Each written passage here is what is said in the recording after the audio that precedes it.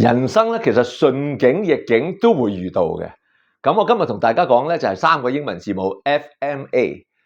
咁當你 focus 響個 F 係睇到佢嘅好嘅一面啦，因為睇到另外一面。